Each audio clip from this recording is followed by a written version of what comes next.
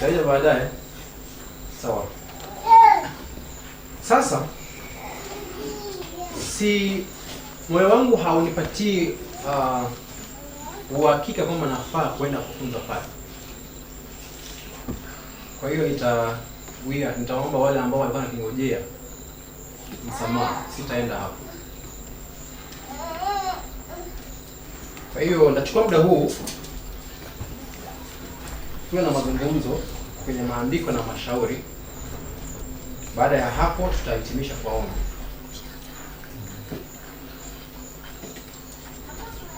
Safari ya ukombozi imeanza mbali na inafika karibu mwisho wa safari hiyo, hitimisho.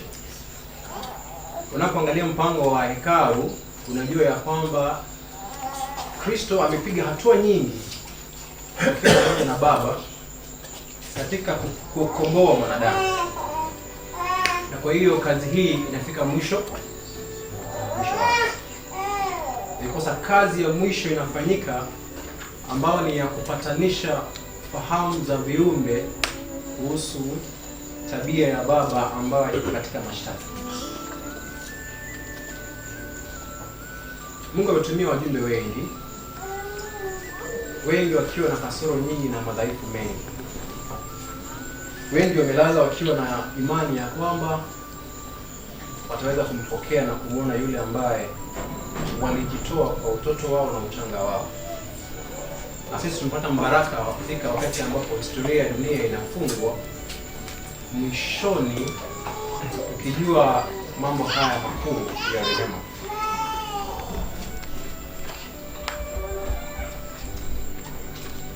Kuna nukuu moja nitainukuu, ambao Nabii Ellen White anasema ya kwamba hatuna chochote cha kuogopa na cha kuhofia maisha ya kesho au yatakayokuwa mbele, ijapokuwa tusahau jinsi ambavyo Mungu ametuongoza. Ngapi mnaofahamu nukuu hiyo? Ngapi mnaofahamu? Mnaijua? Wanahistoria wakasema ni mpumbavu tu anayerudia historia. Sio? Kwa sababu historia ni story au ni hadithi inayotoa matukio halisi ya jinsi ambavyo mambo yamekuwepo, kasoro zilizokuwepo, na pia pahali ambapo wanahistoria wanaozungumziwa katika historia hiyo baadhi walivyokuwa washindi na ni wapi wengine waliweza kuangukia. Kwa hiyo niposa wakasema ya kwamba ni mpumbavu anayerudia nini? Historia, katika muktadha ule wa kwamba kurudia makosa yaliyotendeka katika historia ambayo ilisoma. Kwa hiyo sasa nina miaka michache kidogo katika imani ya Wasabato. Nilibatizwa kanisa la Wasabato mwaka wa 2006.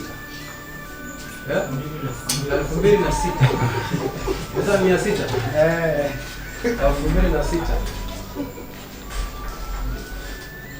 Sikujua mahali ambapo Bwana alikuwa ananielekeza ni wapi. Na sasa nipo hapa. Nipo Songea. Si ndio iko Songea? Hapa. Kwa hiyo ninafikiri nitatoa ushuhuda wangu. Katikati ya ushuhuda wangu nitatoa nitatoa mawaidha yangu na mawazo yangu. Sawa? Baada ya hapo mimi sitakuwa na ziada.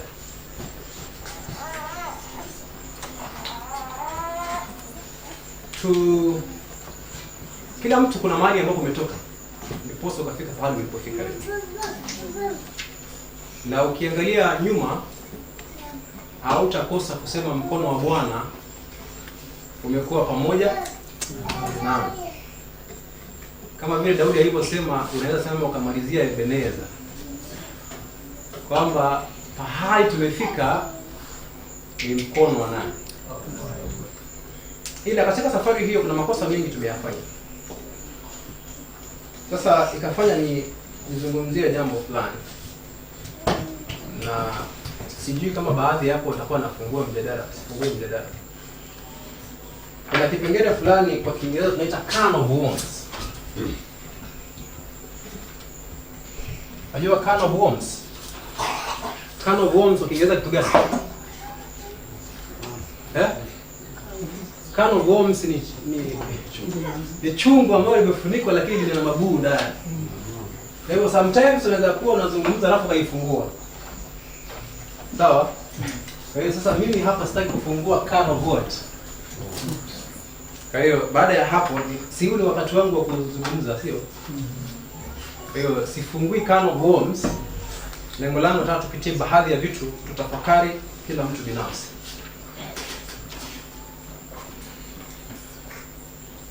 Tunapoangalia historia ya kanisa ya Wasabato, kuna mahali ambapo tumeanzia. Historia ya Sabato, kanisa la Wasabato lina historia ya utajiri mkubwa. Na historia hiyo inaanza kwa wanadamu. Kanisa la Wasabato kumaanisha kwamba Wasabato wanaomtarajia Kristo kurejea mara ya pili. Sabato ilikuwepo tangu mwanzo, tunajua historia hii. Sio? Okay. Kwa hiyo mimi nazungumzia Wasabato waliokuja katika ulimwengu wakatumia jina kujitambulisha kama sisi ni Wasabato au sisi ni waamini wa Kiadventista wa nini? Wasabato. Hao ndio wanaozungumzia. Ni kanisa ambalo limebarikiwa au ni vuguvugu lililobarikiwa, sababu lina historia ambayo imejaa utajiri. Kwa hiyo ikiwa hatuna cha kuogopa isipokuwa tusahau Mungu alivyotuongoza mwanzo, then nahisi ya kwamba sijui kama tutakuwa nimekosea na mengi ya kujifunza kwa waliotangulia. Kwa hiyo ningependa niwaelekeze kule kidogo. Kazi hii inapoanza, inaanza kwa sababu ya kuangalia kitabu kinachoitwa Danieli ngapi? 8 mstari wa ngapi? 14. Sidhani kama tutakuwa tumefanya haki kuzungumza haya yote bila kurudi nyuma kwenye historia, tuangalie mambo yalivyokuwa.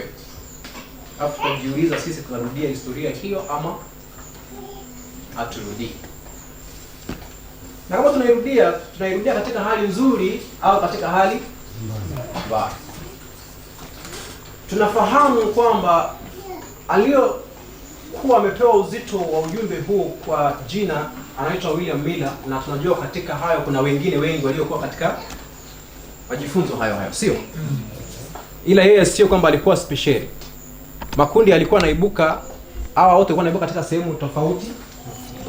Ila tunajua historia ya William Miller alikuwa kutoka sehemu gani. Hayo tunayafahamu. Kuna kipengele hapo kilenga. Na natumaini mnaponisikiza tusikize kwa umakini kidogo, na tutoe mambo mengine kwenye akili. Hiyo sikuwe na tafakari ambayo ipo mbali sana. Watu waliopata ujumbe wa utakaso wa hekalu walipoanza kusikia ujumbe ule walikuwa katika makanisa gani?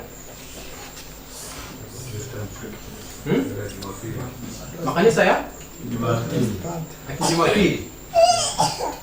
Kulikuwa na Wasabato katikati hapo? Hapo inaonekana walikuwepo ila wachache sana. Walikuwepo. Ila idadi ilikuwa ni nini? Ilikuwa ndogo. Ila kwa asilimia kubwa wote wengi walitoka katika madhehebu tofauti. Ni nini kilichokuwa kinawaleta pamoja? Ujumbe upi? Kurudi kwa Kristo, kwa sababu wamesoma hekalu linatakaso, sio? Tunafahamu kwamba hawakuwa wanafahamu uhalisia utakaso huo na unatokea wapi. Hata na sisi tunajua hiyo. So kwenye vipengele hivyo singependa tuende pale. Mimi kuna vitu ambavyo tunavifahamu, nataka tuvitafakari kidogo. Tuna kama itakuwa ya msaada katika kazi hii inayoendelea. Naomba nirudie tena. Watu hawa ni nini kilichowaleta pamoja? Ujumbe wa nini? Marejeo ya Kristo, kwa sababu wameona nini? Majifunzo haya ya kwamba kuna kazi maalumu inayoanza mwaka huo, sio? Unafikiri ni kitu gani kilichokuwa kimewashikanisha pamoja? Ni nini? Imani. Imani gani? Kurudi kwa Yesu. Ya kurudi kwa Yesu. Kulikuwa wanaoelewa mizimu hapo? Walikuwepo wa mizimu? Hamna. Hawakuwa? Wale wanaoamini kwamba mtu akifa ameenda mbinguni walikuwepo au hawakuwa? Walikuwepo. Na kulikuwa na wale ambao wanaamini hamna mtu akifa shakufa. Walikuwepo. Kuna wale waliokuwepo wanasema ya kwamba unajua bwana, kuna mahali ambapo watu wakifa wanaenda kuungua. Walikuwepo. Swali ni nini hii kilichounganisha pamoja? Kipengele cha wakati huo. Tuelewana vizuri? Kipengele cha wakati huo. Ila imani za watu hazikuwekwa nini? Kando. Sawa? Zinakuja kuwekwa kando baada ya muda umepita, wanaingia juu chumbani, wanaanza kujadili na kujifunza kwa maombi na vilio, Bwana wasaidie kupata kuelewa maandiko. Hiyo ni baada. Sio? Ila katika kazi ilipokuwa inaanza, wote tamaa iliyo ndani ya moyo wao ni kueneza ujumbe wa marejeo ya Bwana wao. Unaona vizuri? Udhaifu wote waliokuwa nao. Wangapi ambao nyinyi ni wageni wa hapa? Wangapi nyinyi wageni wa hapa? Wangapi ambao sio wageni wa hapa? Sio wageni. Yaani nyinyi hapa sio nyinyi hapa mko nyumbani, mnajua hapa. Wangapi mnaojua hapa? Ahava imekuwa ikileta watu pamoja kutoka katika sehemu ngapi na imani ngapi? Mbalimbali. Kwa hiyo hivi ni historia inajirejea, sio historia inajirejea? Inajirejea. Kwa hiyo ni vizuri kila mtu kujiuliza, ninairudia kutoka kipengele gani? Mbona nazungumza haya yote? Yaani mimi katika mawazo yangu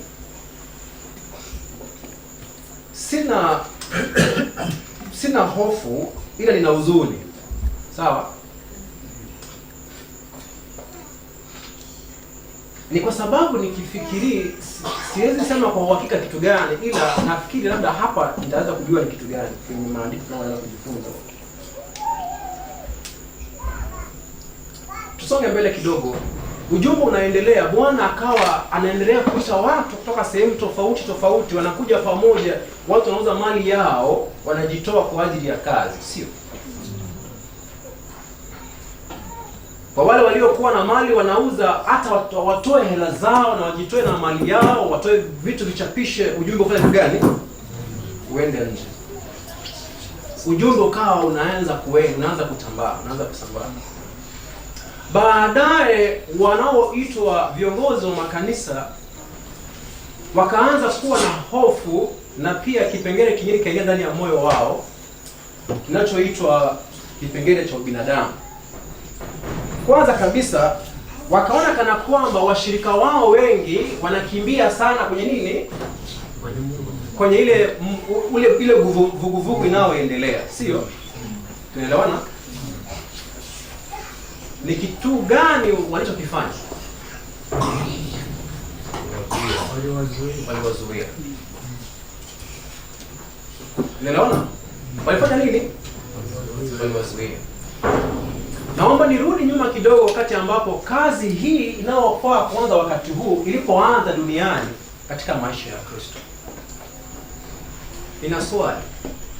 Wafarisayo na Wasadukayo mwanzo mwa kazi, je, walikusanyika pamoja na Kristo au hawakusanyika pamoja na Kristo? Walikusanyika pamoja. Walipopata ya kwamba watu wote wameanza kufuata ujumbe wa huyu mtu na au huyu mtu kwa njia nyingine, walisema kwamba halaiki ya watu wote inamfuata nyuma, sio? Wakasema, wakatafuta nafasi ya kwamba isije watu wakasema, watu wengine sasa ambao ni watu wa mataifa, Warumi, kwamba tunataka kuanzisha nini? Serikali. Tumfanyie nini? Tumkomeshe. Baada ya hapo, kinachoibuka ni kwamba watu wakawa wana hofu ya kujitambulisha na kujihusisha na njia ya Kristo. Ni hivyo? Ndio. Ama tofauti? Ni hivyo hivyo. Ndipo unampata ndugu Nikodemo, kitabu cha Yohana 3. Ni nini inayomfanya mtafute Kristo usiku? Hofu. Hofu ya nini? Hofu ya nini? Ila Kristo alipokuja duniani hapa alikuja kumdhihirisha Baba, na wala hakuja kugeuza madhehebu la Wayahudi, na hata hakuwa na shughuli na Warumi. Sio? Ni kweli?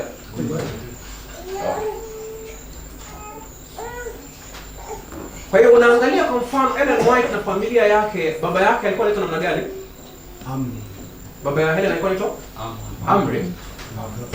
Okay, sawa. Ni goal. There's someone Amri hiyo. Siku moja wakaitwa kikao, wakaambiwa mukane hiyo imani tusiwaone tena wapi? Kwenye hizo vikao. Sio?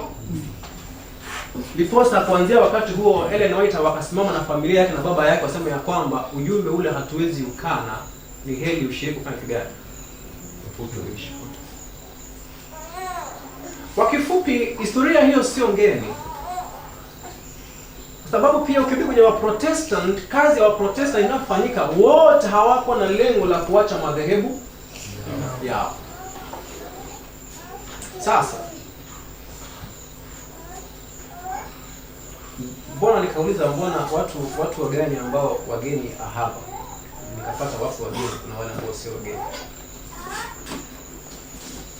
Kwa wale ambao sio wageni, nafikiri kipengele cha msingi ambacho tunataka tuanze kujiuliza ni kwamba, je, historia hii na jinsi ambavyo kazi ya Bwana inavyosonga mbele na jinsi ambavyo watu wanavyofanya sehemu yao, je, tumeanza kuirudia au hatuirudii?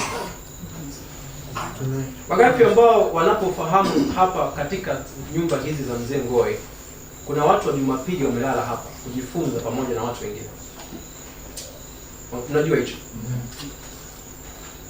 Wanaletwa pamoja, wanakusanywa pamoja wajifunze neno la nani? La Mungu. Wanaporudi kule, waende kule kujifikiri na kutafakari walioyasikia wayaishi au wasiyaishi. Kule Kenya, ndugu Joel anafahamu, mara ya kwanza tulipofahamiana na Joeli, tulifahamiana katika mkutano wa kwanza pale juu. Na moyo wangu kavutwa kwamba tunaweza fanya kazi pamoja. Kazi pamoja kwa maana ya kwamba ana kipengele cha msingi kinachoweza kusaidia kazi ya Bwana sehemu nyingine. Kwa hivyo tukawakaribisha kule. Tulipomaliza mkutano, aliyefaidika wa kwanza na huduma ya masomo haya ya afya alikuwa ni mamangu mzazi. Alikuwa anaumwa sana, na nakumbuka wiki hiyo nilitumia nafikiri kama 100,000 kumtafutia madawa ya hospitali.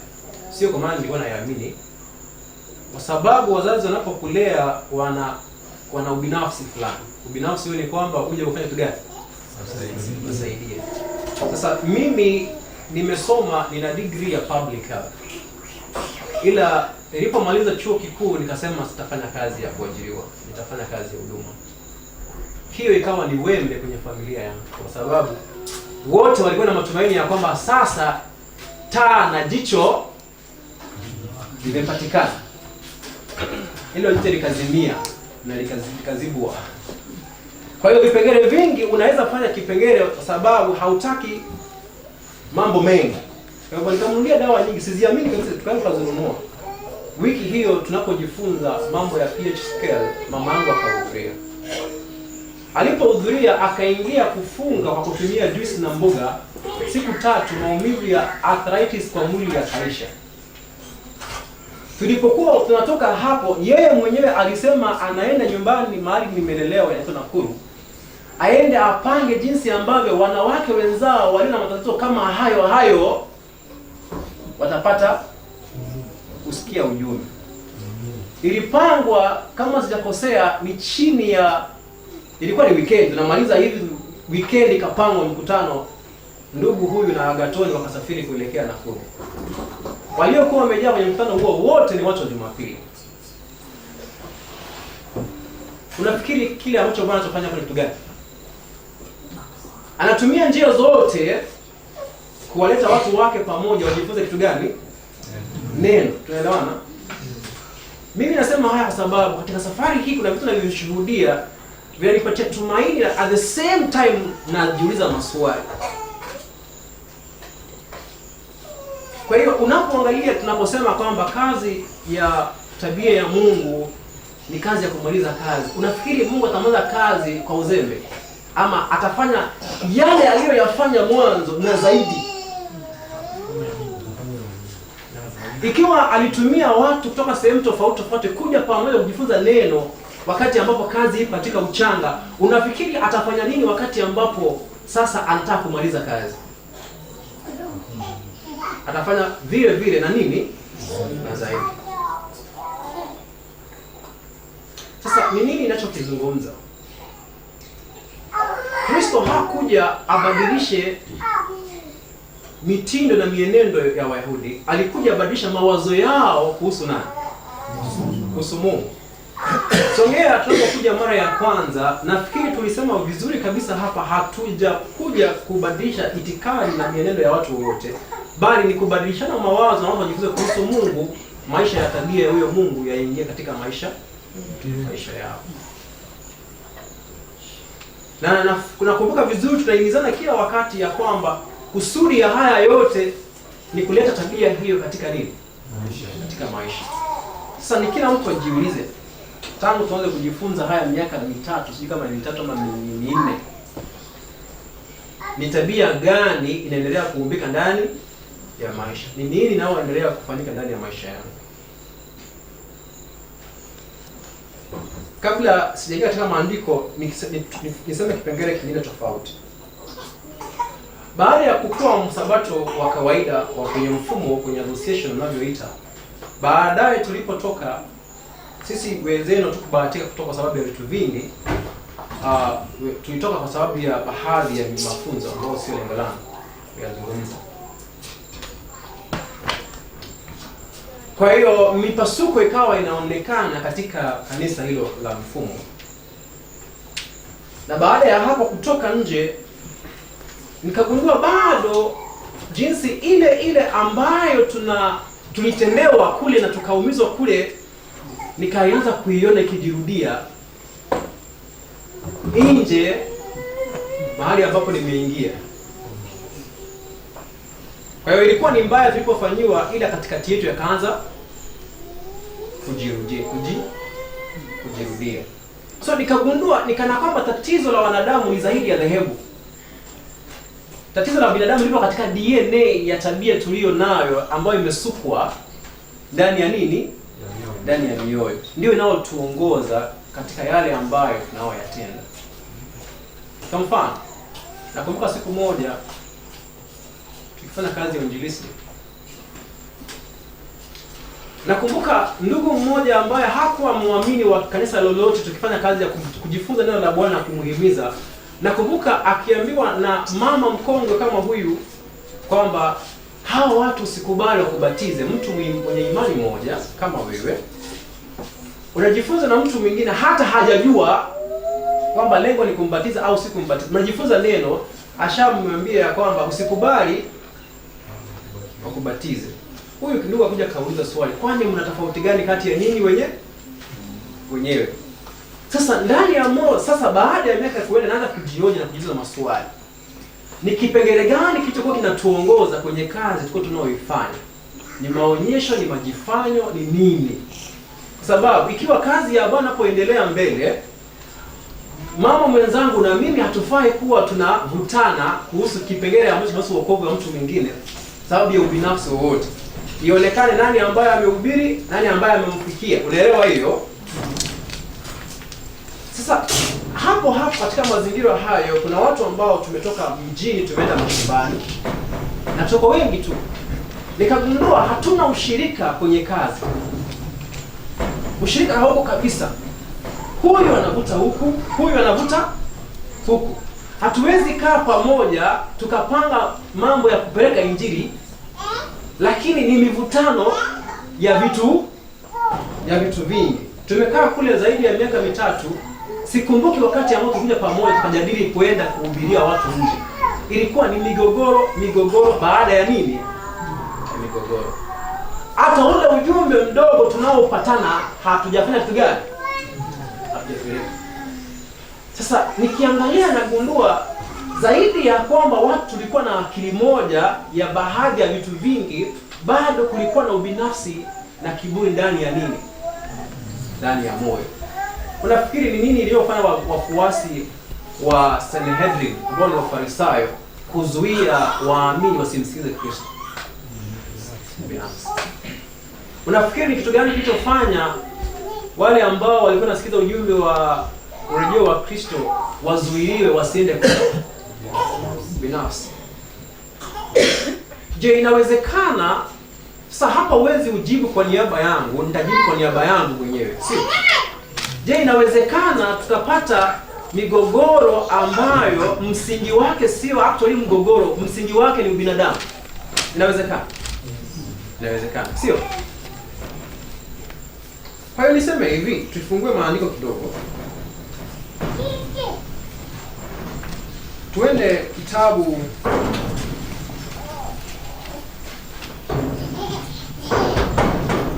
cha Yohana 7 mstari wa 13. Yohana 7:13 inasema namna gani?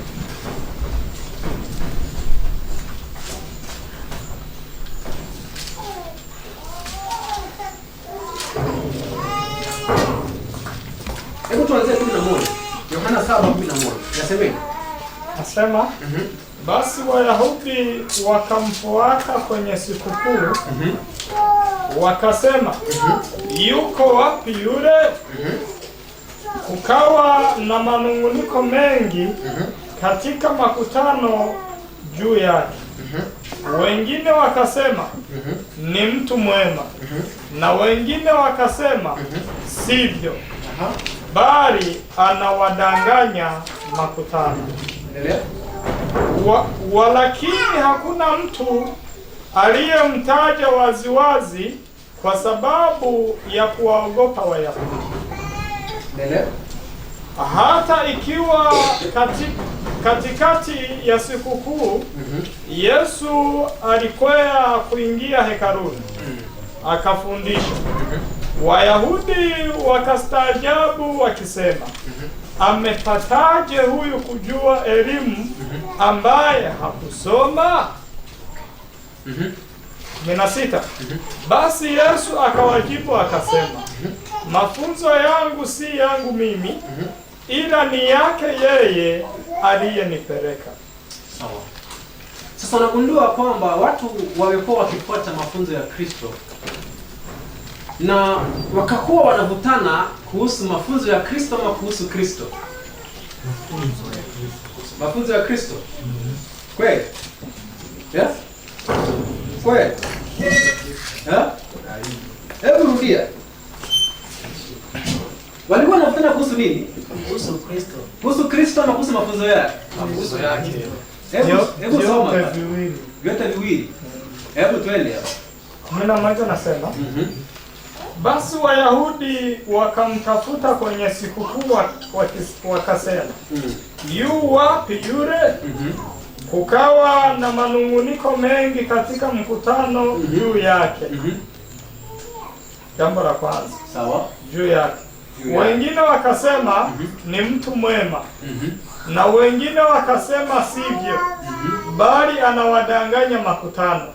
Walakini hakuna mtu aliyemtaja waziwazi kwa sababu ya kuwaogopa Wayahudi.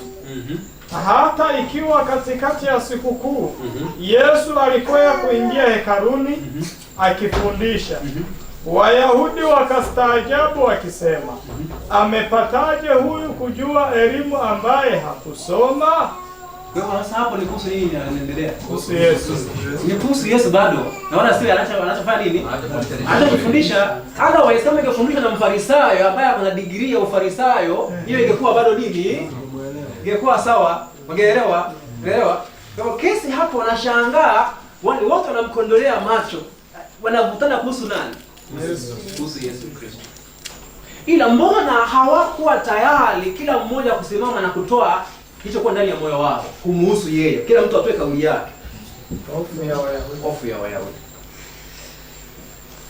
Sasa kule wakati ambapo vuguvugu linaanza la 1844 kulikuwa na hofu ya Wayahudi haikuwepo. Wayahudi katika context ya wale waliokuwepo wakati huu ambao wangeitwa Wayahudi. Walikuwepo? Walikuwepo. Hivi inawezekana kwamba ujumbe huu pia unaweza kuwa unapokuja kutakuja kukuwa na hofu ya Wayahudi.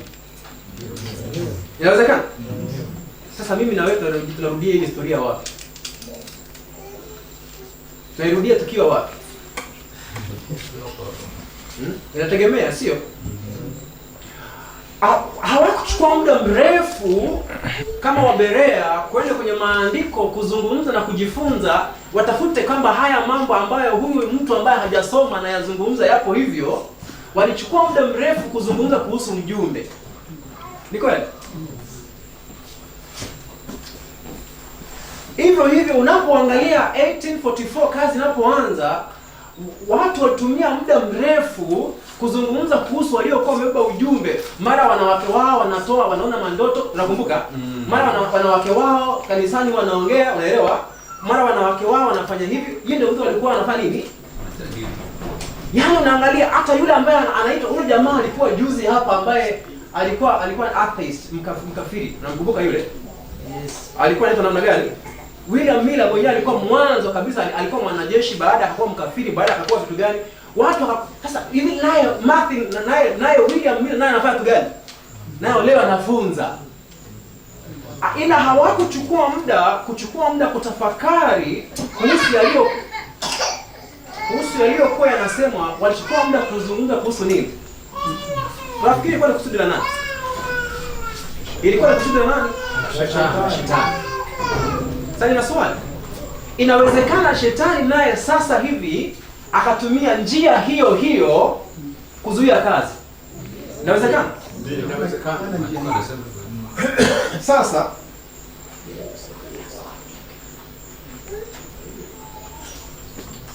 naomba nifungue nukuu moja hapa kwenye ubao. Kwani kumeendaje hapo? Na mtu anaguza kitu. Ipo sawa? Kuna kipengele kimoja nataka tukitafakari. Kitabu kinachoitwa Shuhuda kwa Watumishi. Shuhuda kwa Watumishi. Mnakijua? Mnacho Kiswahili? Ameacha. Haya, sasa naomba basi tutatumia ila sasa sijui mbona mnagoma kutafsiri. Na najua mnajua Kiingereza wengine wenu.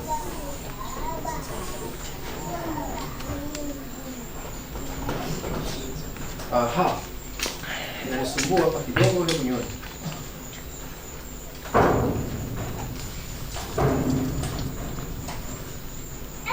Sawa. Kwa hiyo nataka tufungue nukuu moja hapa tuitafakari pamoja, sawa? Watu wa Mungu tuko pamoja? Tuko pamoja ama sasa nakosea?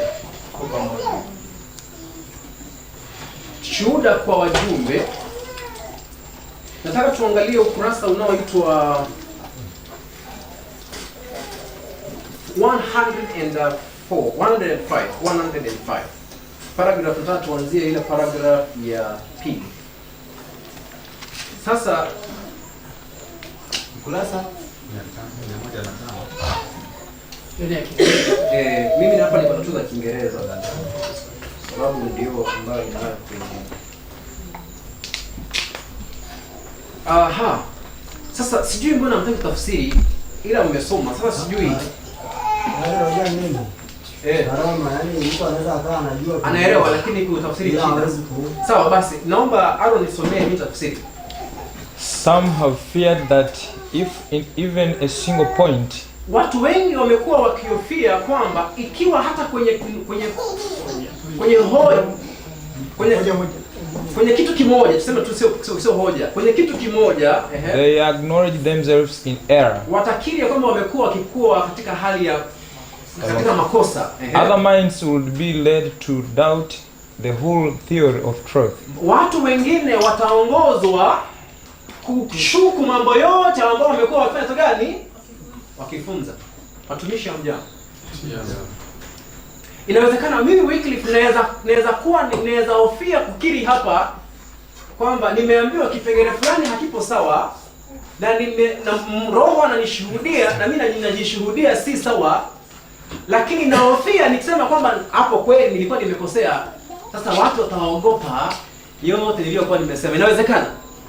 Inawezekana. Inawezekana kwamba kule nje kuna watu wengi ambao tutaingia kwenye migogoro, tunagombana kuhusu hoja kama tabia ya Mungu ama ni yoyote ile. Ila kipengele hususan cha mgogoro sio kwamba hiyo point yenyewe unaozungumzia hawaelewi. Ile mgogoro uliopo ni kwamba sasa nikikubali kwamba hii kitu sio kweli, watanionaje? Naelewa sasa. Kwanza leo kuna wale ambao wamezaliwa tu leo, akina Daudi mmeingia kanisani. Yaani Daudi aniambia haya mambo na yeye nimemuona leo akiingia kwenye imani huyu leo. Tatizo hapo ni funzo kutoelewa, tatizo ni kiburi na ubinafsi. Kiburi na ubinafsi. Nakumbuka wakati mmoja mandugu tuliokuwa tunapendana sana katika kazi ya kueneza ujumbe wa Mungu mmoja. Siku moja nakumbuka aliweka kwenye mtandao akasema hivi. Akasema aliniambia mimi. Akasema ya kwamba wewe ni mtu mdogo. Kuna vigogo hapa nje tumepambana. Sasa hiyo sentence unapoisikia hoja ni kuhusu funzo ama hoja imeingia katika ugogo sasa.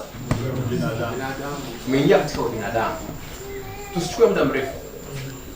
Naomba tuingie hapa. Nasema namna gani? Therefore, they have felt that investigation should not be permitted. Kwa hiyo wanahisi ya kwamba utafutaji au upelelezi usiruhusiwe, that it will tend to dissension and kwa sababu italeta disunion, kutokubaliana na migawanyiko. But if such is to be the result of investigation, ikiwa hiyo itakuwa ndio matokeo ya kupeleleza kitu, the sooner it comes the better. Wacha ije haraka. Sasa kuna watu ambao tunaweza kuwa tunahofia kuleta mazungumzo kuhusu kipengele cha msingi, lakini wengine wanasema hapana, kitagawanyisha nini? Watu, kitagawanyisha kanisa. Sasa nabii anauliza swali, ikiwa kuzungumza kuhusu somo la maandiko ambalo linahusu kitu cha msingi kitaleta mgawanyiko, sasa huo muunganiko ni wa nini? Hauna maana. Anasema basi wacha huo mgawanyiko uje nini? Sasa mimi nafikiri nilipokuja mara ya kwanza hapa kuna kauli nilitoa. Yaani mimi nimetoka Kenya na wala sina hata tamaa ya kugeuza kanisa lolote. Sina. Na mzengoni nilipotoka hapa nilikupigia simu nikamwambia nataka kurudi. Hamna. Nilipoingia nilijua ninatoka hivyo na wala akili zangu hazikuwa kwamba nataka tugeuze nini.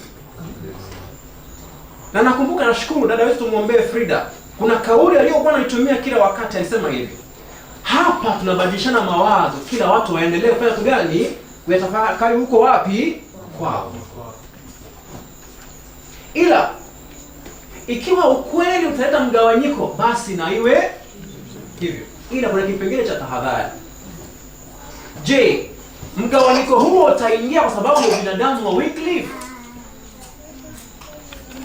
Je, naweza utumia ujumbe wa hema takatifu kama upanga kugawanyisha?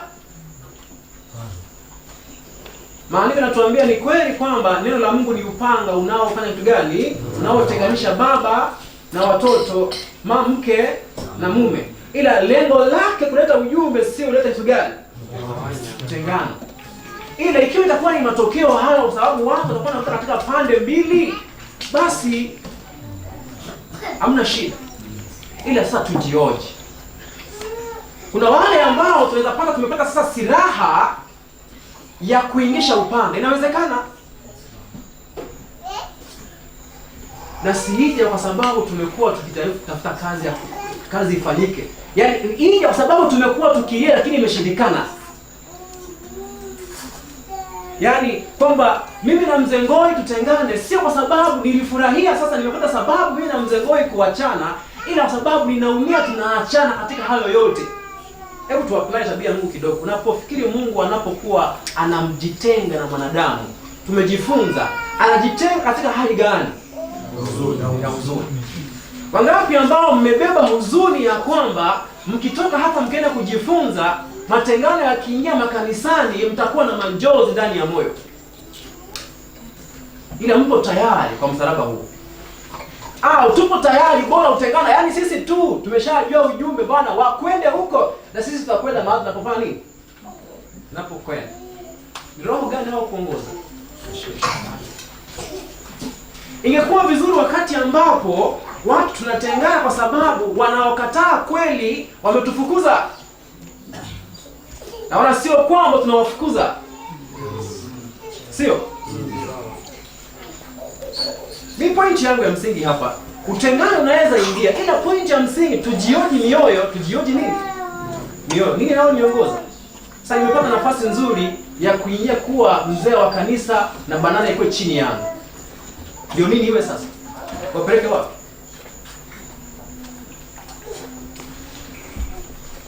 Naomba tuachane na hiyo nukuu, teremke chini, na kipengele nacho kitafuta mimi hapa. Hiki ndicho kipengele kinachonisumbua. Tukisome. Those who allow prejudice. Wale wanaoruhusu prejudice ni vitu vilivyokuwa kwenye akili yao kuhusu mtu au kitu. Kama wewe tayari kuna kitu kishatangulia kwenye akili kuhusu mtu fulani. Wewe tayari kuna kitu ambacho kimeshatangulia kwenye akili kuhusu kitu fulani, mtu fulani au kitu fulani. Hiyo ndio inaitwa prejudice. Wale wanaoruhusu yani mawazo fulani kuhusu kitu au mtu yatangulia ndani ya mawazo yao, twende mbele. To bar the mind against the reception of truth. Ndiposa izuie mawazo yao wasiweze kuwa tayari kupokea nuru.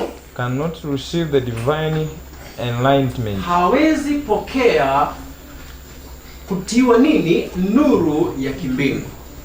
Yes. Sasa naomba niseme hivi. Mahali popote tafakari imeshaingia kwenye wazo kuhusu kitu fulani katika muktadha wa hasi, ni vigumu wewe ujue kupokeleka. Naomba niwaambie kitu kingine fulani.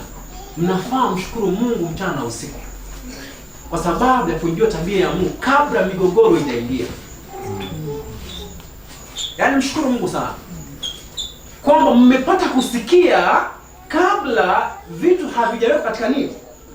Kwa mliopata bahati hiyo. Sisi kule kwetu tunapotoka, yaani before ujumbe ufike, majina yametangulia na mambo yametangulia. Kwa hivyo ukifika, kitu cha kwanza mtu anakuuliza wewe ndio Wycliffe? Mtu mgeni kabisa anamwambia naam, mimi ndio Wycliffe. Nimefurahi kukuona. Ndio namuuliza, so unanijua? Anaambia nimekusikia sana. Then you're like, amenisikia. Shetani huwa anapenda kutangulisha kitu kwenye akili ndipo kikuwe ni kikwazo kwa ujumbe kwenu. Nafikiri Daudi anaweza kuwa mshahidi wangu. Mimi sitasema. Dada ambaye yupo kwenye kitanda na ugua alipokuja Kenya, before hata tujifunze, alishaweka maneno kwenye akili mengi hata tuko tunajua. Nimempokea tu hivi mara ya kwanza, lakini kabla tujaingia kwenye majifunzo tayari mambo mengi yalikuwa yamewekwa kwenye akili. Nakumbuka hata alikuwa ameshaambiwa nimekula pesa za huduma, sijui huduma gani, milioni 20 za Kenya. Hizo unajua pesa ngapi? Hivi mkiniangalia mkininukia vizuri hivi nanukia hiyo pesa. Hivi natamani ningezipata leo. Sijui kama ningekuwa wapi. Sijui kama ningekuwa naonekana namna gani. Ila alikuwa shaambiwa hayo kwamba nimepata milioni 20 za Tanzania ni pesa ndogo sana. Lakini ninaposema milioni 20 za Kenya, wewe unaelewa unachosema nini? milioni 20 za Kenya, akapata ya wazo hili.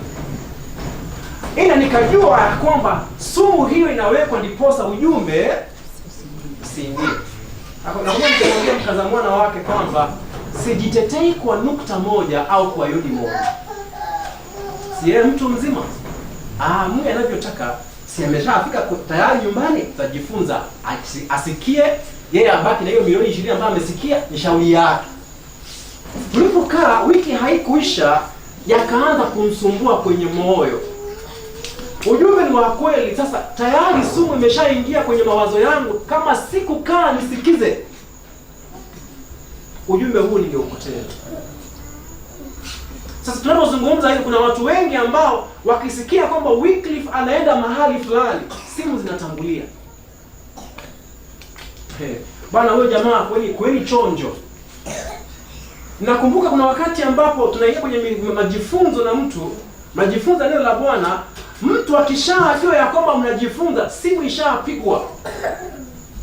Na ndiposa pia amigdala pia iweze kuamshwa, wanatumia maneno mazito. Ndiposa ule mtu aliyekuwa tayari kujifunza ahofie, aondoke, asijifunze. Yaani mimi ninaposikia Tanzania hapa mnasema kwamba tunaabudu mashetani, hiyo sio kitu kwangu. Yaani hiyo yenyewe, yaani hiyo ni kawaida. Unaelewa? Hiyo ni kawaida. Yaani nakumbuka, yaani tayari sisi ni devil worshippers. Yaani hiyo ni kawaida. Unapomwambia mtu mchanga yule ni mwabudu shetani, kijana mdogo hapo na gari nzuri, ashapata ushahidi. Kuna watu ambao leo hivi hata kwangu yenyewe hawanaogopa kuingia. Kwa sababu kuna mtu fulani aliyemwambia kwamba wewe ni mwabudu nini? Shetani. Ujumbe umefungiwa mlango. Na una vipengele vya msingi vya afya vya kila aina ambavyo vimekuwa vya mbaraka katika moyo wa mtu. Ile shetani ashafunga mlango. Tujioji wenyewe. Swali la kwanza,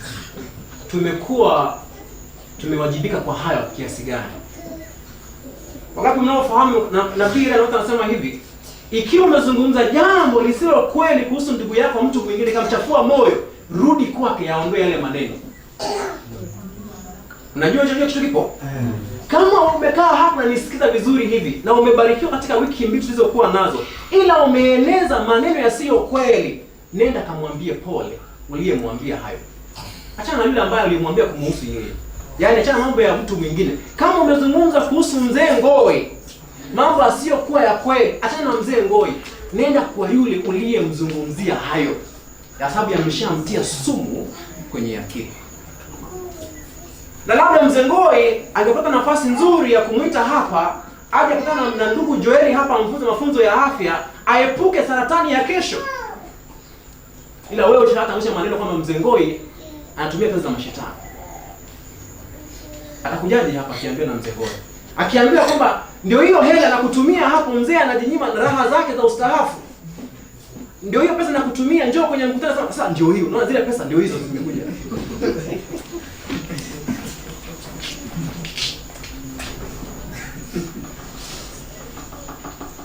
Wanaopokea ujumbe, wanaobarikiwa ni wale ambao wanaopokea bila chochote kuingia kimetangulia.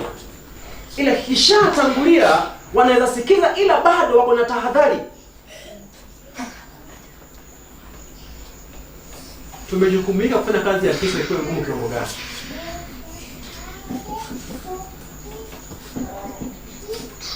Hebu nisome hii kwa. Yet when view of scriptures is presented, anza vizuri. Hapo many do not ask. Yet when a view of scripture is presented, wakati ambapo wazo fulani kuhusu maandiko limewakilishwa, many do not ask, watu wengi hawaulizi, is it true in harmony with God's word? Wanaoyasema ni kweli na yanapatana na neno la Bwana, hawaulizagi hicho. Ni nini wanachokiuliza? But by whom is it advocate? Lakini nani anayeendeleza kufunza hayo? Hello? Yes. Hawaulizi ujumbe huo ni wa kweli. Wanachokiuliza ni nani anayefundisha hayo? Mgogoro wa Wayahudi walikuwa nao kuhusu Kristo ni mafunzo aliyokuwa na wafunza au nani anayefunza?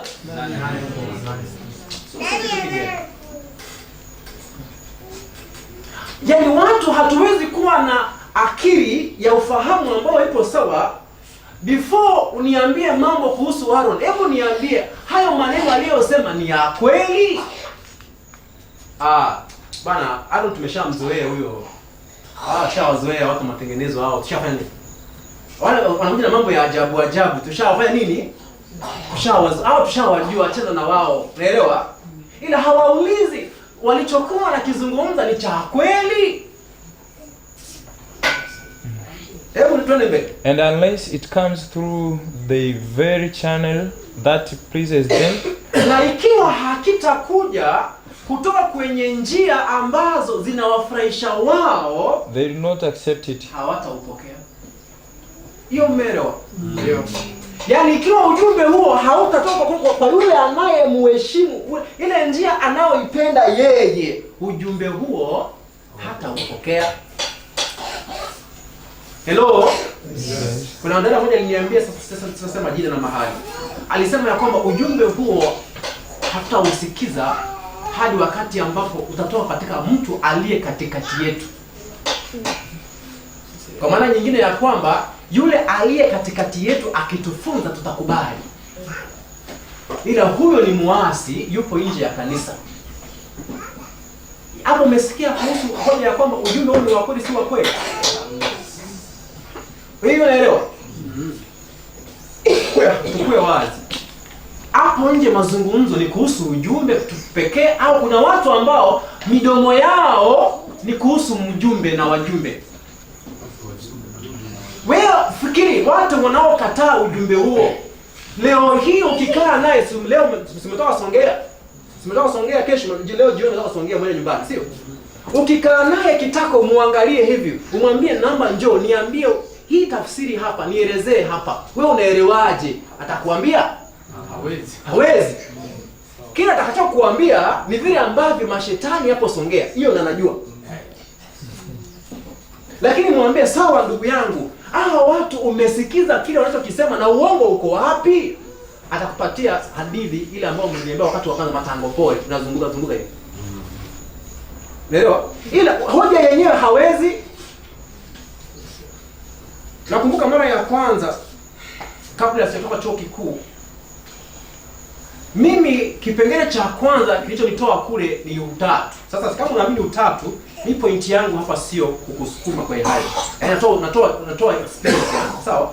Na wala sizungumzie whether utatu ndio Mungu hamna, hiyo sio point yangu. Point yangu nataka kutoa uzoefu wangu, okay? Hiyo ni mjadala tofauti. Nakumbuka mara ya kwanza niko mwaka wa 4 naenda kumalizia. Nakumbuka mtu mmoja alisema hivi, yaani mchana peupe macho kwa macho, ondoka hapa mnatusumbua, nenda mfungue kanisa yenu. Ninakumbuka wakati ambapo tunapoenda kwenye lesoni za kujifunza, yaani ukiingia kutoka mlangoni, ukikaa hivi, wazee wa makanisa na madikon wameshakuja wamekaa hapo kwenye darasa hilo. Wapo chonjo. Sababu washaona umeingia. So ukiingia kwenye ibada hata haupo nini? Huru kuabudu. Sasa tukasema liwe liwalo, tushafukuzwa, hebu tutafute nafasi mahali fulani ndio tujifunze. Tukaenda katika tauni moja, na nashukuru wale watu wanaopokea ujumbe na wanatumia hela zao. Bwana wabariki sana. Inatia moyo. Nikapanga na vijana marafiki mmoja ni rafiki ya huyu ambaye anaitwa Mama Selina. Tukapanga tufanye mkutano wa kujifunza, sababu shule niliyokuwa nasoma chuo kikuu mambo yamechemka sana. Ile saa 3 watu waje pamoja tujifunze, bila night tutafungwa, tukaenda kwenye hoteli moja, tukalipa. Tulipolipa sasa tukachukua marafiki wa karibu tuende tujifunze. Nakumbuka jioni tukitoka pale, dada mmoja tukitembea kutoka kwa mahali tulipokuwa tunajifunza akaonekana pamoja na sisi. Jioni hiyo akapigiwa simu akaulizwa ulikuwa wapi leo? Tulikuwa na kina wiki tukijifunza katika hoteli fulani. Wewe, watu ni wa mashetani. Unatembea na wao. Yaani yule dada nikimpigia simu baadaye hata anaogopa kuchukua. Unaelewa? Sasa siku moja niko barabarani natembea, mtu ambaye mmezoeana, unataka kumsalimia, anakusalimia mbio mbio, apite mkono usigusane. Yaani anaogopa hata kukuona nini? Kwenye uso. Mradi tu amekuacha. Mashetani asifanye nini? Bwana kupeleka pale. Sababu ya point hii. Baadaye watu hawa mkipata kona mbaya, ile kona mbaya mkipata naye kona mbaya, umuulize swali kuhusu tatu wake, hana jibu. Sio najiuliza, baadaye kuchukua muda mwingi kuzungumza kuhusu mashetani yangu, usiwafunze kuhusu Mungu wao. Hivyo nielewa. So kuna watu hapo nje ambao leo hii huyo wanayozungumza kuhusu mashetani yake, wakikaa uso kwa uso hawezi muambia hiyo, na hawezi muambia kwenye maandiko amekosea wapi. Na yatahangaisha kanisa tu. Sasa kwa hiyo hawaulizi kwamba ujumbe huu ni wa kweli. Wanachouliza umetoka wapi? Na sasa swali ni hili, yule mwinjilisti wetu amekubali? Si unaelewa? Mzee wa kanisa anasemaje? Na wazee wazoefu wametikia, wameweka tiki hiyo. Hebu sikiza, anasemeje baada ya hapo? So thoroughly satisfied are they with their own ideas, kwa hiyo wanaridhika katika mawazo yao, that they will not examine the scripture evidence, kwa sababu hiyo hawawezi kuja pamoja wakaangalia ushuhuda with a desire to learn, wa maandiko na moyo wa kutaka kujifunza, but refuse to be interested. Naomba tukomee hapo. Hebu tujiulize, wakati ambao, hebu tutumie hekima ambayo Mungu ametupatia. Mungu atupatie ujasiri wakati mtu tunaogopa. Mtu unapozungumza na yeye kuhusu jambo, yeye anatangusha maneno ya mtu. Hebu mwambie, huyo mtu hayupo hapa, hebu niambie anachosema ni kosa. Hebu nielezee umemsikiza mpaka wapi? Nielezee makosa. Na kama makosa yake hapo hivi na hivi, basi nimeelewa, tunamsaidia. Namsaidiaje? Sasa wewe mnazungumza ila haumwelekezi kuhusu makosa ya mtu na imani hiyo, na pia haumwelezi kama mtamsaidia. Kwa lengo hapo sio kujenga mwili wa Kristo, lengo ni kubomoa. Ila naomba tuende kipengele cha mwisho kabisa. Baada ya hapo nitaweza kumalizia. Naomba tufungue kitabu kinachoitwa MR. Wale ambao wanaandika 20 MR 143 paragraph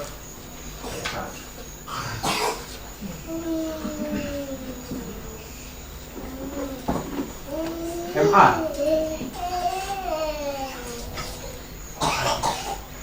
MR hiyo wewe kwa manuscript release 20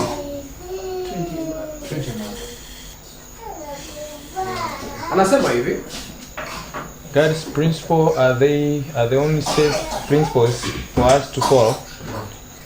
Phariseeism was filled with regular lines. Sasa anasema kanuni za Bwana ndizo njia pekee za kutumia, za kufuata. Kanuni za nani? Kanuni za Bwana. Twende mbele. But so hapa. Yes, Phariseeism Farisayo was filled with the regular lines. Na regular nini? Lines. Kwa Ufarisayo au Sanhedrin ilikuwa imejaa mambo yanayoitwa nini? Regular lines. Nini? Sijaelewa hili. Uko sawa. Okay. Ni nini maana ya regular lines? Regular line ni masharti gani? Kwa kifupi, taratibu mfumo ulio rasmi.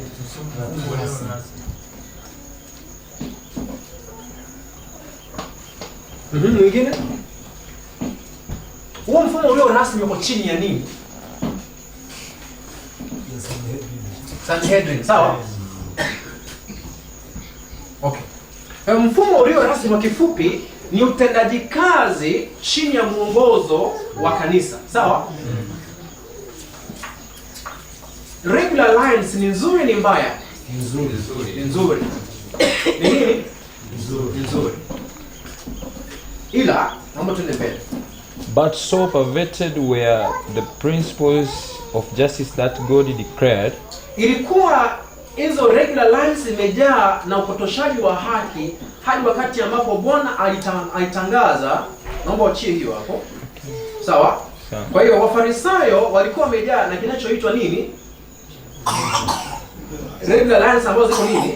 Zipo nyingi. Sawa?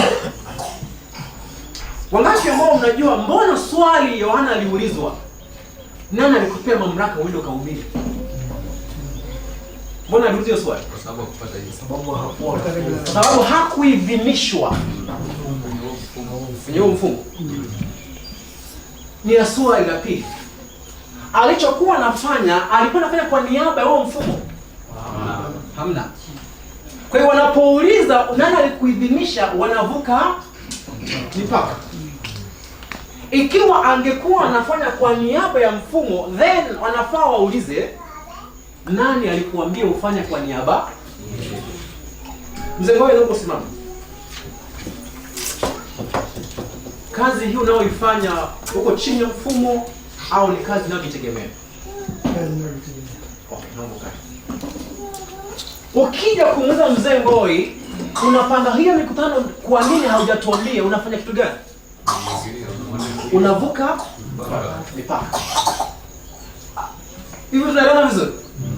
Kwa maana nyingine unaingisha utawala ambao Mungu amempatia mtu mwingine kazi afanye, wewe umechukua nafasi hiyo, unataka kumkalia. Unaelewana? Ndio. Okay. Before tusahau mambo fulani, naomba tusome hii. Nao mtu asinielewe vibaya. Mfumo una kazi yake. Yaani mpangilio wa taratibu za kanisa una nini? Kazi yake. Sawa? Yaani mtu asienda akanikoti vibaya. Kipengele cha msingi ni kwamba mfumo una taratibu yake na zinafaa zifuatwe. Tunaelewana vizuri? Ndio. Ila nazungumza mfumo huu ndio pekee unaofaa ufanye kazi au sio? Naomba tuelewe. Tusome nukuu hii. It is as hard today to break away from the regular lines as it was in Christ's day. Itakuwa leo vigumu kuondoka chini ya taratibu ya regular line kama ilivyokuwa wakati wa nani? Wa Kristo. Hello? Itakuwa rahisi? No. Sasa jiulize swali. Wanafunzi wa Kristo walipokuwa wanaulizwa hayo maswali, nani kawaidhinisha mfanye? Wafarisayo wanapouliza, wanawakosea hawakosei? Baada ya hapo, sikiza. Wanafunzi wa Kristo wenyewe wakapata watu wengine wakihubiri kwa jina la Kristo, wakarudi kwa Kristo wakamwambia namna gani? Tumekutana na watu ambao wanahubiri lakini hawako pamoja. Kristo akawaambia vipi? Sio kinyume chetu. Nina swali. Mlipotoka kwenye SDA mkaipea jina nini? Association. Sawa? Mlipokuwa mnafanya kazi hapa nje, mliulizwa mnafanya kwa idhini ya nani? Mliulizwa? Ndio. Wakati mliulizwa? Mliulizwa? Naomba kuuliza, saa hizi mmeanza kuuliza maswali hayo wengine? Ndio. Ni kibaya unapofanyiwa, hiyo ni kizuri unapofanya.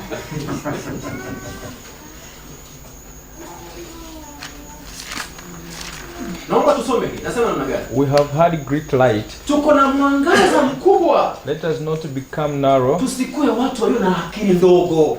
Let us break the bonds. Sasa huu ni mwaka huo wanazungumza. Ujumbe wa Ufunuo 18 haujafika.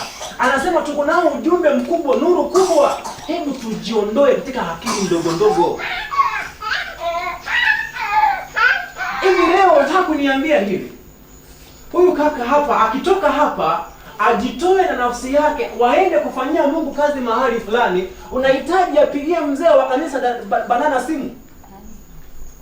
Hivi unielewa? Hivi nataka kuniambia ya kwamba leo hii bado mko katika mfumo wa kwamba mzee anakuja kwenye mkutano hapa nini?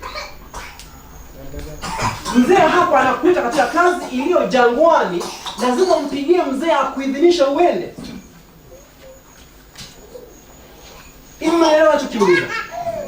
Yaani hivi leo hii wana matengenezo, mna ujumbe, unahitaji Joeli umpigie mzee wa kanisa akupatie ruhusa kuja Kenya kuhubiria wanaume ambao wanakufa na kansa huko.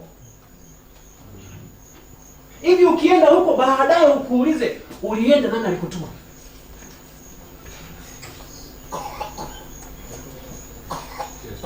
Hivi unanielewa vizuri? Sasa kule nyumbani hivyo hivyo. Sasa siku hizi nakumbuka wakati mmoja tulipokuwa tunafanya kazi ya umishonari pale, kuna watu ambao ilibidi waende watumie mfumo kule ule wa association kule, wakuje wakoroge watu hapa, lakini hawa watu wanaanza kanisa yao hajawaruhusu. Unaelewa? Hajafanya nini? Hajawaruhusu. Sasa maswali yanaibuka, kwa Sabato kuna nini katikati ya?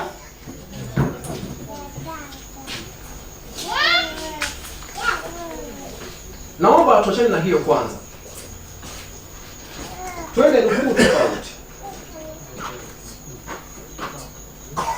MR kama unaandika, naomba uiandike. Na ninaomba yani usije ukanukuu maneno yangu ukayapeka nje ya nini? Nje ya muktadha. Ila ikiwa utafanya hivyo pia itakuwa ni mambo yako. Utawajibika kwa hayo. Na wajibika kwa yale nao yazungumza. Lakini siwajibiki utakavyobeba wewe. Unaelewana vizuri? Mimi hapa nitawajibika kwa yale ambayo nitakayoyasema, ila siwajibiki utakavyobeba wewe. Hebu tusome hapa. Never should the mind of one man or the minds of a few men be regarded as sufficient in wisdom and power to control the work. Never should be the mind of the one man. Kamwe. Sawa? Anasema hivi. Kamwe should the mind of one man isiwahi tokea akili ya mwanaume mmoja ama all the minds of a few men, au akili ya wanaume wachache wadogo wachache, be regarded as sufficient in wisdom, ambao yachukuliwe kwamba ni hekima and power to control the work, yatumike kucontrol kazi, and say what plans shall be followed. Waanze kuwa wao ndio wa kusema ni mpango gani ufanyike. Mtu mmoja au watu wachache, wao ndio wanaratibu na wanasema tunafanya lini na wakati gani. Ina swali, hii kundi ya watu wachache ipo haipo? Ipo. Wao ndio wanakaa kikatu, wanakaa ndio wanao control. Unaelewa vizuri? Hivi leo hii nitayazungumza, mkiamua miabeo vingine nitamwambia hiyo ni jukumu lako. Mimi nayazungumza hapa tuweke sawa. Hivi nasikia kwamba yani leo Richard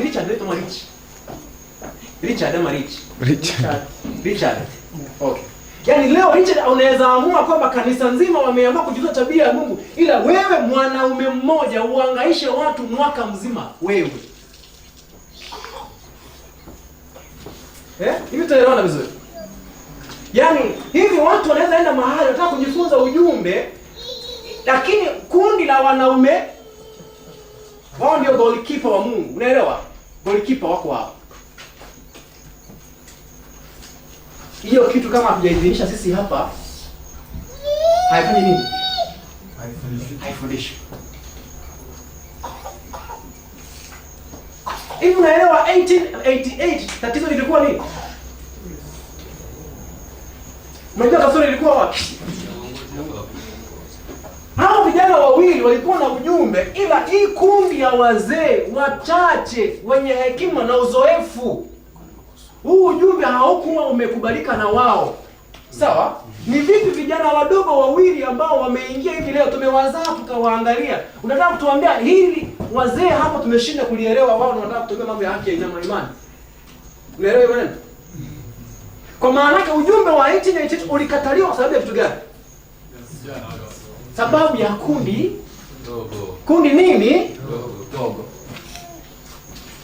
Ujumbe umeletwa katika kanisa, watu wakasikiza, kundi hili kakataa.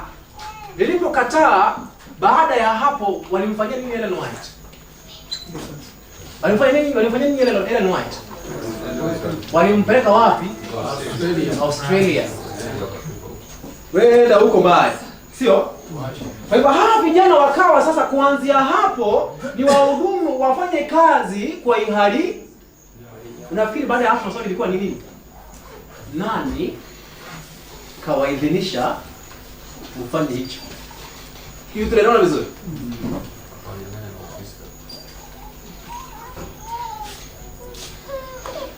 Yaani sasa mimi najua mna mifumo haijaandikishwa, ila mna mifumo kwenye akili na taratibu. Taratibu hizo zifuateni mnavyojua, ila zisifuke mipaka kutawala akili ya wale wataka kumtumikia Bwana kwa idadi yao na kwa rasilimali zao. Sasa hiyo haimaanishi ya kwamba sisi wale ambao wataamua kwenda nje ya mfumo wakuwa wakilenga kuleta mitengano. Hamna. Ellen White anasema ya kwamba na hebu tusongeleane karibu. Alafu anasema kwamba tusongeleane karibu iwezekanavyo. Ila anasema hivi, kusije kukawa kundi la watu wachache wanatawala kazi ya Bwana kana kwamba wao ndio Roho Mtakatifu wamekaa kwenye kiti. Sasa naomba tutafakari. Mkitoka hapo utagundua hiyo. Ujumbe ulioubeba leo kutoka katika Songea hapa, inawezekana ukatoka hapa na yakageuzwa kwa sababu ya kundi ya mtu mmoja au watu wawili watatu. Yale unaojifunza hapa inawezekana yakapinduliwa kwa sababu mwingine ametoka kule Kenya ambao sio imani yako. Ila hoja ambazo ulizisikia hakuna hata mmoja atakaoipinga. Hata utakuwa na hata cha kupinga. Ila itapinduliwa tu kwa sababu ya kitu gani? Sauti za kundi ndogo.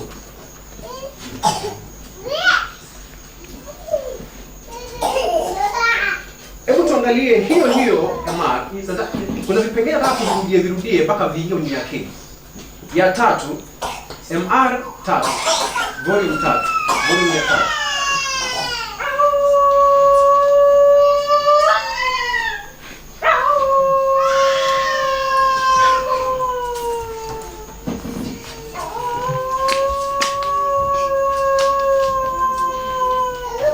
Sasa kuna kazi moja ambayo nataka tuizungumzie ya kijana ambaye anaitwa Edison. Edison MR ya 3 264 paragraph ya 3. Edison ndio alikuwa first born wa Ellen White. No, it's not first born actually.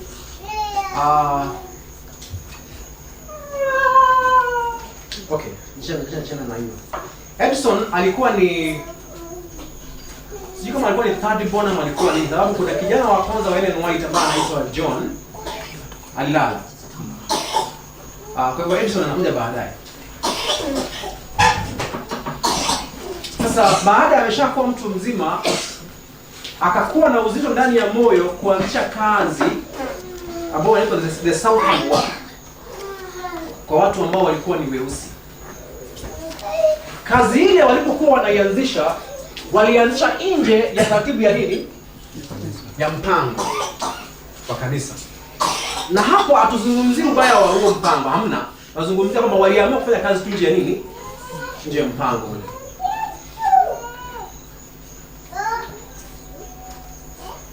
Naomba tusikize kipengele fulani hapo nitamwambia kitu fulani.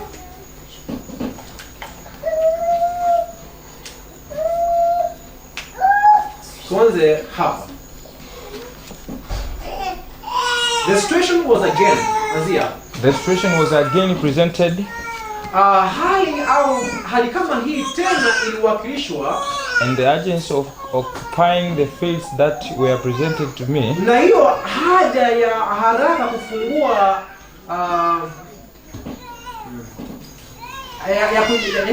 Occupy ni kwenda katika sehemu territory, katika kazi mahali fulani katika mawanja kufikishia watu ujumbe. Then being worked under the supervision of God, kazi ifanyike pale ikiwa chini ya uangalifu wa Mungu. Using Edson White Mungu akitumia Edson White kama as agents to open the field. Field hizo. But there were no others that would think of touching that portion. Na kulikuwa na wengi ambao hawakuwa wako tayari kwenda kufanya kazi katika field hizo. Of the field, or would engage. Would engage in working it. Those who should have rejoiced to see something done were determined to give no recognition to Edson. Wale ambao walikuwa wanafaa wafurahie wanapoona kazi inafanyika, hawakuwa tayari hata kufanya kitu gani, kutambua hiyo kazi iliyokuwa inafanya nini, iliyokuwa inafanyika. Unasikiza hiyo? Kama kuna field, na kutumia neno field unaielewa? Field kwa Kiswahili lugha rahisi ni nini?